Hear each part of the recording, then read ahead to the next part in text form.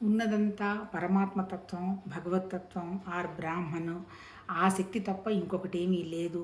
మనమందరం కూడా దాంట్లో భాగం అనేటువంటి విషయం గ్రహణకొచ్చినా, ఆ తర్వాత ఏంటి మనసు పవిత్రంగా తయారైనా, ఆ తర్వాత చిత్తశుద్ధి అంటే ఏంటి చిత్తశుద్ధి ఏంటంటే చిత్తం కూడా అనవసరపు ఆలోచనలు లేకుండా పెట్టుకున్నా కానీ అయినా సరే ఈ అనుభవం మనకి కంప్లీట్‌గా ఇది నేనే భగవంతుడిని లేదంటే మనకి తప్ప ఇంకొకటి లేదు అనేటువంటి భావం కంప్లీట్‌గా అనుభవానికొచ్చిందాక మన శరీరం ద్వారా పని జరగాల్సిందే అని అంటాడు భగవద్గీతలో.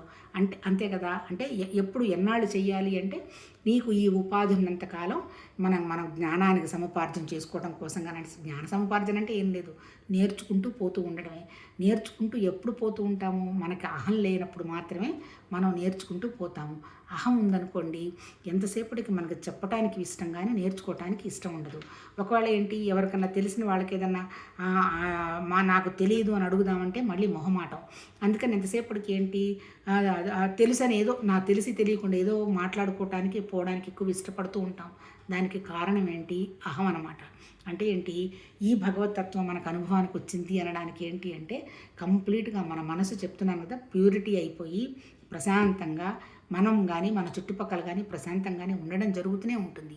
అయినా సరే మనం ఎప్పుడూ నేర్చుకుంటూనే ఉండడం జరగాలి. ఎందుకు?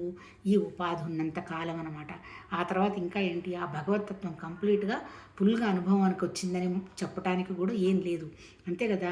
అది ఇంకా ఎంతవరకు ఇప్పుడు సృష్టి ఎట్లా జరిగింది, ఈ నక్షత్రాలు ఏంది, అసలు నిజంగా సృష్టి ఉందా అంటే ఉండొచ్చు. మన మనసులో ఉన్నవే మనకు బయట కనపడుతుందనేటువంటి భావం మీద ఒక అవగాహన కూడా ఉండొచ్చు. కానీ కంప్లీట్ నాలెడ్జ్ అనేది లేదు కదా! అంటే ఏంటి అంత మాత్రాన మనం ఏం అజ్ఞానం అని కూడా చెప్పడానికి లేదు. పూర్తి జ్ఞానం లేదనమాట.